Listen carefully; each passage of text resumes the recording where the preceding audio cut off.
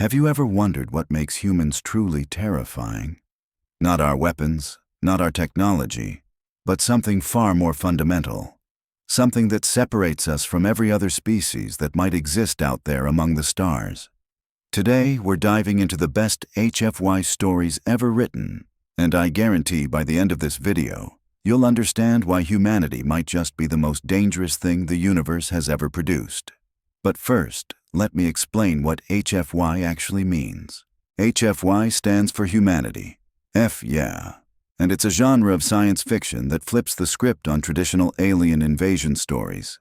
Instead of portraying humans as the primitive, backward species getting conquered by advanced aliens, HFY shows us as the absolute monsters that other civilizations fear.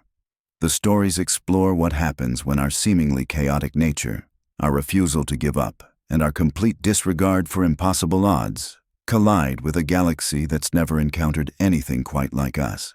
The best HFY stories don't just make humans the heroes. They make us the thing that goes bump in the night. They show alien species discovering that the quiet little planet in the corner of the galaxy harbors something ancient, something relentless, something that doesn't play by anyone else's rules. And once these stories get their claws into you, you'll never look at humanity the same way again. So buckle up, because we're about to explore tales where humans aren't the underdogs. We're the storm that's coming, and the galaxy has no idea what's about to hit them.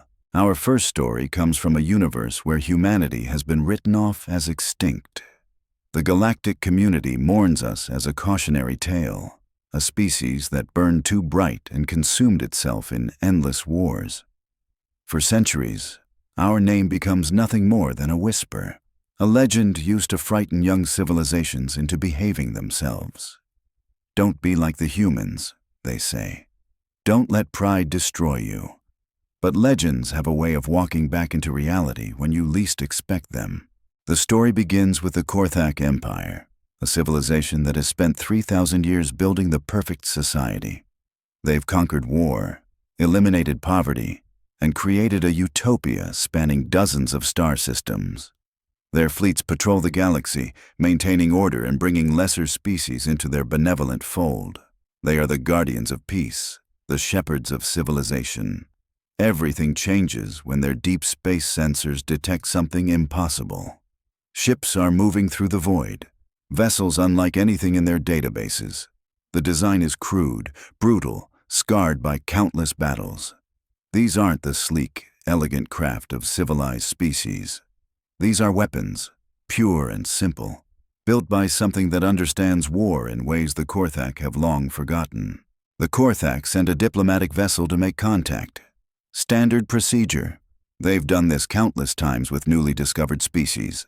A show of overwhelming technological superiority, a demonstration of their benevolence, and another world joins their empire peacefully.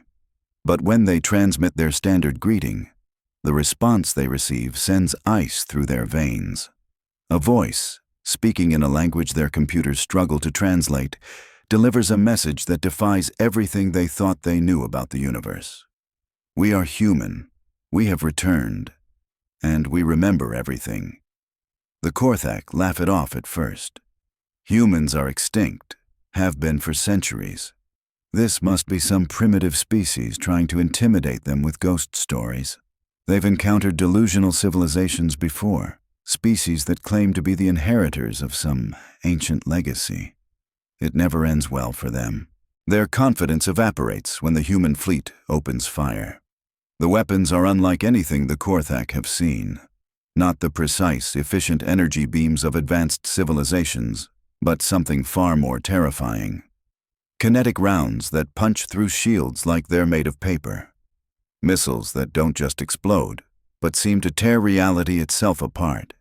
And behind it all, a tactical coordination that speaks of species that has never known peace, never forgotten how to wage war. The Korthak diplomatic vessel is destroyed in seconds. Not disabled, not captured for study, but completely obliterated. The human fleet doesn't even slow down. They're heading for the heart of Korthak's space, and to matter. But heard nothing the Empire throws at them seems as where the story gets truly chilling. As the Korthak scramble to mount a defense, Their historians make a discovery that changes everything.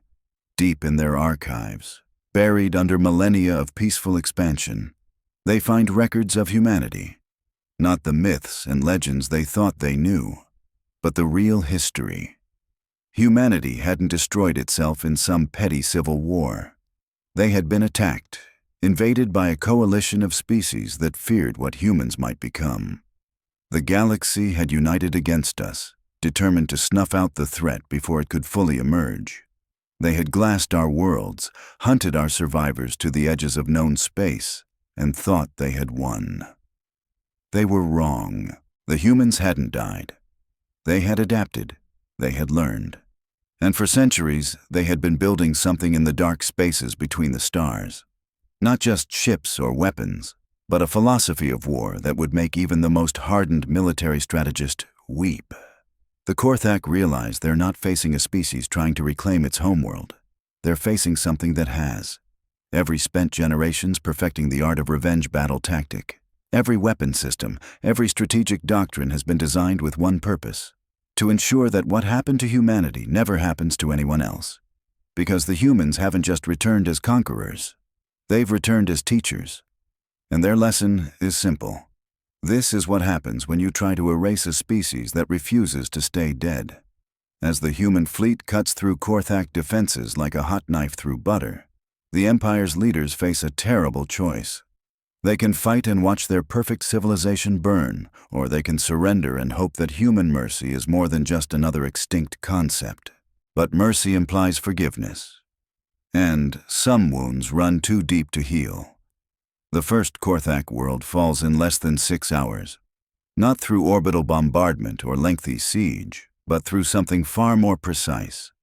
The humans don't destroy cities or slaughter civilians. They simply walk into the planetary government centers and inform the leadership that their rule is over. The transition is so smooth, so efficient, that most citizens don't even realize their world has changed hands until they see the human flag flying over their capital. There are no mass executions, no brutal occupations, just a quiet, implacable authority that makes it clear the old order is finished. This isn't conquest, this is replacement.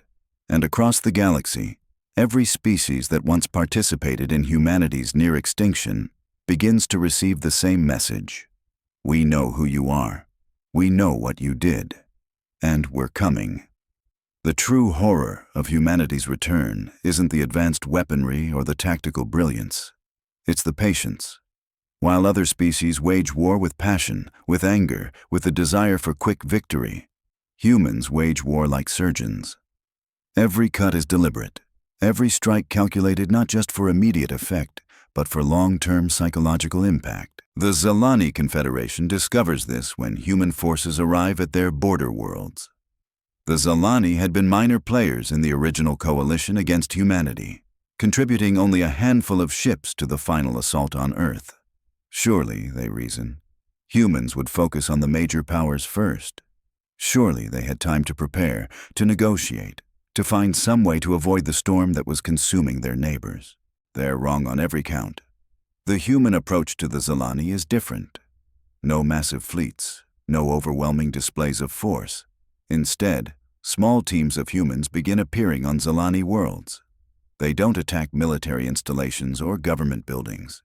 They visit museums, libraries, schools. They ask questions about history, about the war that supposedly ended human civilization. And they record everything. The Zalani are confused at first. These humans seem almost scholarly, more interested in learning than fighting. Some Zalani officials even begin to hope that perhaps humanity's reputation for vengeance has been exaggerated. Perhaps peace is still possible. Then the broadcasts begin.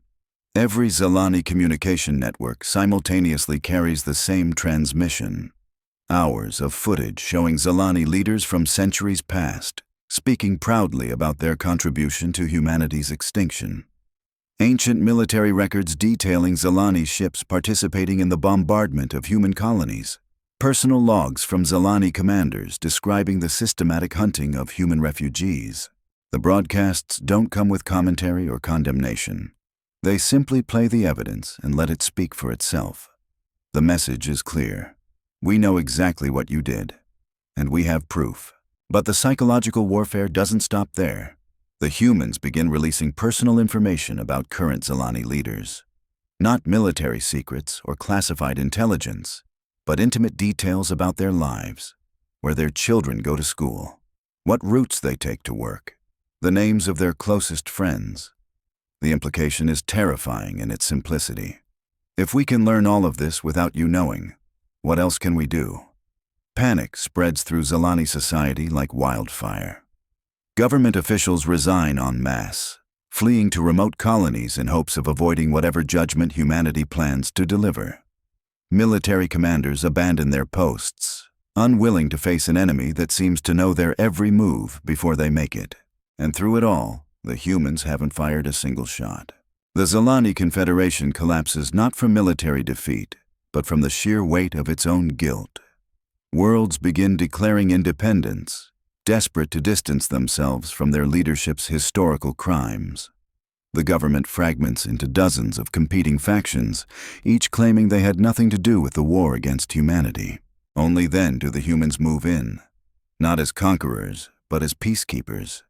They restore order to the chaos they've created, establishing new governments and new laws. The Zilani people, exhausted by the uncertainty and fear, actually welcome the human occupation. Because the humans don't rule through force. They rule through the absolute certainty that resistance is not just futile but unnecessary. Why fight when cooperation brings peace, prosperity, and the promise that the nightmares will finally end? Across the galaxy, other species watch the Zilani collapse with growing dread. The Korthak Empire's military might couldn't stop the humans. The Zilani Confederation's attempts at diplomacy only hastened their downfall. What hope did anyone else have? The Thraxian Dominion decides to take a different approach. If humanity wants acknowledgement of past crimes, they'll give reparations, they'll pay it. If they want Artham, if they want apologies, they'll broadcast them across every Thraxian space. The world in Thraxian Emperor himself records a formal apology to humanity, admitting to his species' role in the attempted genocide and begging for forgiveness. He offers to turn over war criminals, to pay tribute, to do whatever it takes to avoid the fate that befell the Korthak and the Zilani. The human response is swift and devastating in its simplicity. Acknowledgement is not absolution. The Thraxians realize they've made a critical error. They've eliminated any possibility of claiming. By admitting their guilt, ignorance, or denying their involvement, they've painted a target on themselves that no amount of groveling can remove. The human fleet that arrives at Thraxian space is different the Korthak, or from the ones that destroys psychologically dismantled the Zilani. This fleet carries a message written in actions rather than words. They don't attack the Thraxian homeworld. Instead, they begin systematically dismantling every piece of Thraxian military infrastructure in the outer systems. Bases are reduced to rubble, shipyards are torn apart piece by piece, and defensive platforms are methodically destroyed. So there you have it, the best HFY stories that redefine what it means to be human in a galaxy full of aliens. These tales don't just entertain, they reveal something profound about our species. We're not the heroes because we're the strongest or the smartest. We're terrifying because we remember, we adapt, and we never, ever give up. The universe thought it knew what humanity was capable of. It was wrong, and that's the most human thing of all.